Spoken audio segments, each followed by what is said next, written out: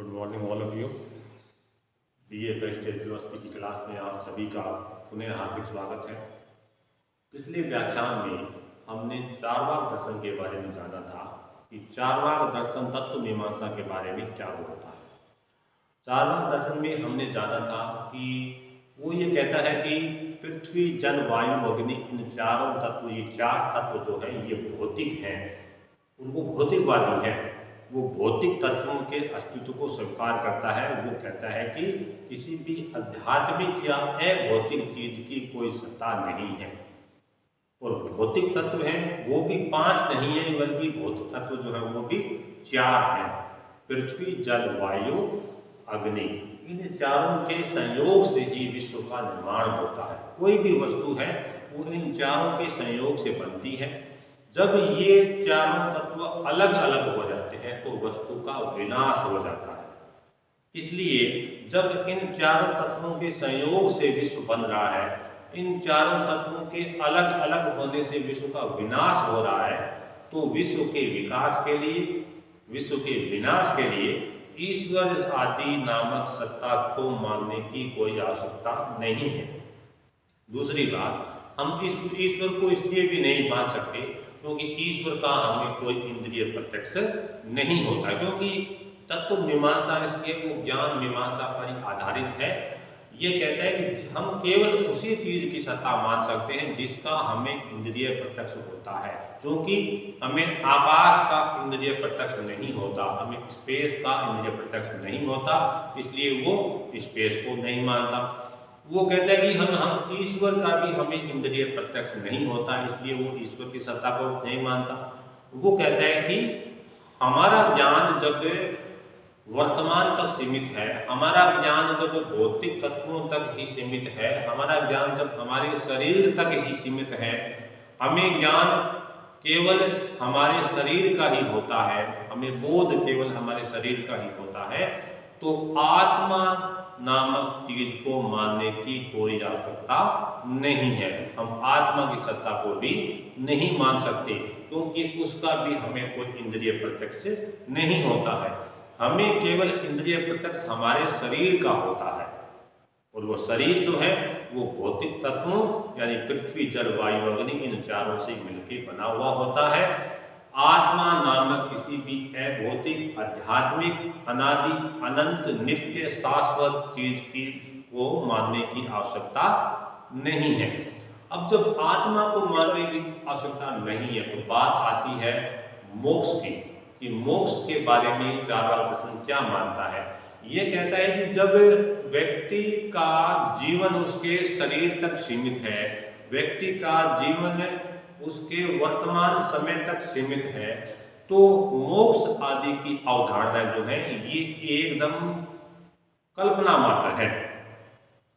व्यक्ति के जीवन की यात्रा शरीर तक सीमित है, और जैसे ही व्यक्ति का शरीर नष्ट होगा, नष्ट होने के साथ ही व्यक्ति की मृत्यु हो जाएगी, और वो मृत्यु ही मोक्ष है।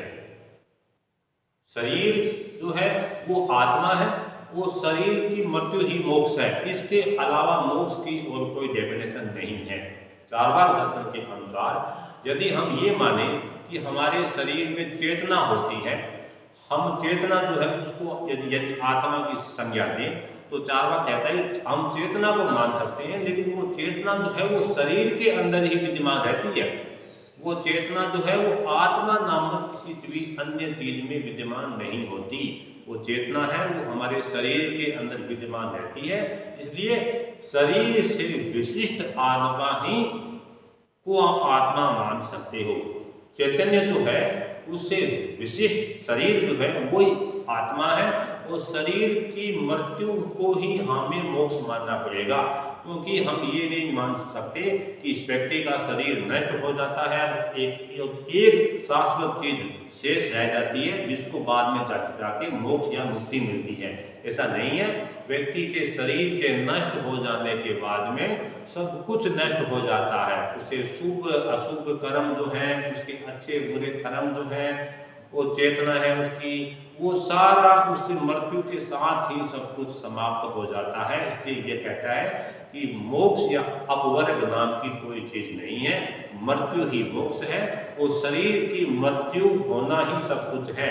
वही व्यक्ति की आखिरी घड़ी है, उससे आगे व्यक्ति की यात्रा नहीं होती है। वो लोक परलोक की बातें कहना, स्वर्ग नरक की बातें कहना, ये सब कपोल कल्पनाएं मात्र हैं।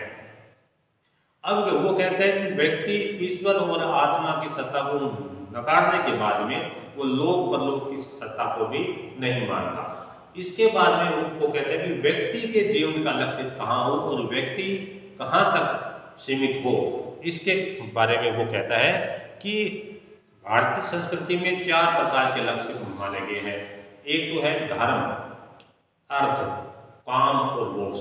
तो धर्म की वो आलोचना करता है। वो कहते हैं कि धर्म जो है इसकी व्याख्या पुरोहितों के द्वारा की गई है और पुरोहितों ने अपने स्वार्थ के लिए, अपने जीविकोपार्जन के लिए धर्म की अलग अलग व्याख्या की है। उन्होंने धर्म के बारे में ऐसी ऐसी व्याख्याएं की है जिनसे उनका जीविकोपार्जन होता रहे, उनका काम चलता रहे। इसलिए मैं धर्म की व्याख्या से सहमत नहीं हूँ। धर्म नाम की कोई चीज होती नहीं है। अंतिम चीज थी मोक्ष। मोक्ष को नहीं मानता। वो कहता है जब आप ये बात कहते हो कि आत्मा को मोक्ष मिलता है तो मैं तो आत्मा की सत्ता को नहीं मानता, क्योंकि मैं तो उसी की सत्ता मानता हूँ जिसका हमें प्रत्यक्ष होता है और हमें प्रत्यक्ष केवल हमारे शरीर का होता है और शरीर की मृत्यु ही मोक्ष है। इसलिए मोक्ष की सत्ता को भी मैं नहीं मानता, लोक परलोक की सत्ता को भी मैं नहीं मानता, स्वर्ग नरक की सत्ता को भी मैं नहीं मानता, पाप पुण्य की सत्ता को भी मैं नहीं मानता। तो 4 पुरुषार्थ जो हैं, धर्म, अर्थ, काम, मोक्ष, उसमें से ये धर्म को नहीं मानता, मोक्ष को नहीं मानता। अर्थ और काम, ये 2 पुरुषार्थ, ये 2 लक्ष्य ये स्वीकार करता है। इसमें भी ये काम यानी सुख को अधिक महत्व देता है। ये 2 बातें कहता है। एक तो मनुष्य को अपने अतीत जीवन के बारे में और भविष्य के बारे में ज्यादा चिंता नहीं करनी चाहिए।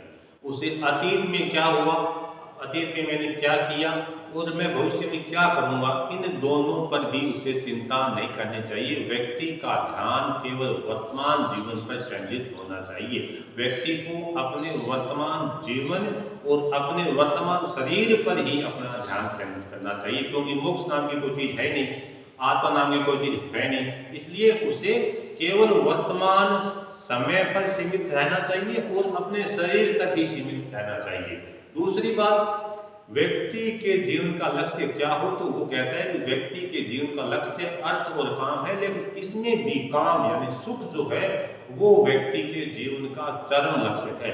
व्यक्ति को अपने वर्तमान जीवन में अधिक से अधिक सुख की प्राप्ति के लिए प्रयास करना चाहिए। व्यक्ति के जीवन का लक्ष्य ये होना चाहिए कि वो इस जीवन को किस प्रकार से खुशहाल बनाए, इस जीवन को किस प्रकार वह सुखमय बनाए।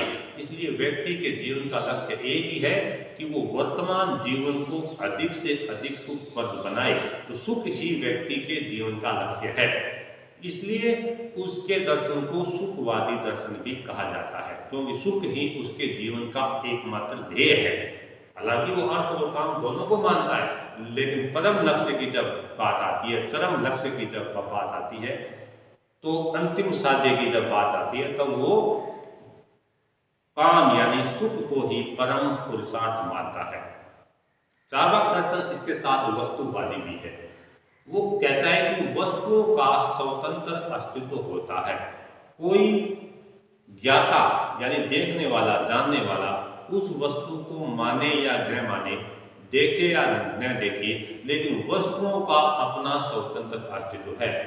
वस्तु केवल इसलिए नहीं है कि ज्ञाता उसे देखता है, हम उसे देखते हैं।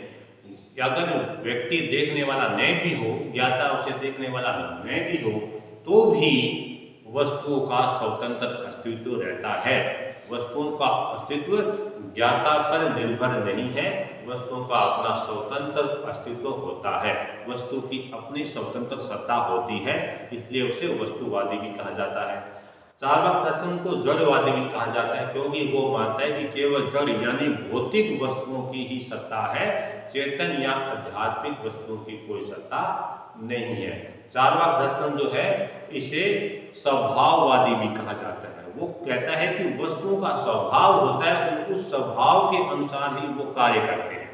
जिस प्रकार पानी का स्वभाव है चलना या बहना, अग्नि का स्वभाव है ज्वाला देना या ऊपर उठना, तो जिस प्रकार जिस वस्तु का जो स्वभाव होगा उस स्वभाव के अनुसार वह वस्तु कार्य करती है। इसमें किसी अन्य व्यक्ति की सत्ता को मानने के लिए, किसी अन्य चेतन सत्ता को मानना या किसी ईश्वर को मानना कि वो ईश्वर है इसलिए इस वस्तु में ये गति आती है, वो आत्मा है इसके कारण हमारे शरीर में गति आती है, हमारा शरीर गतिशील रहता है, इनको मानने की आवश्यकता नहीं है। जिस वस्तु का जैसा स्वभाव होगा वो वस्तु वैसा ही कार्य करेगी। इस प्रकार से चारक दर्शन जो है वो ईश्वर, आत्मा, लोक, परलोक, स्वर्ग, नरक इन सारी अवधारणाओं का निराकरण करता है। तो एक ही बात कहता है कि केवल प्रत्यक्ष की सत्ता है, केवल उसी चीज की सत्ता है जिसका ज्ञान हमें ज्ञानेंद्रियों के द्वारा प्राप्त होता है। धन्यवाद।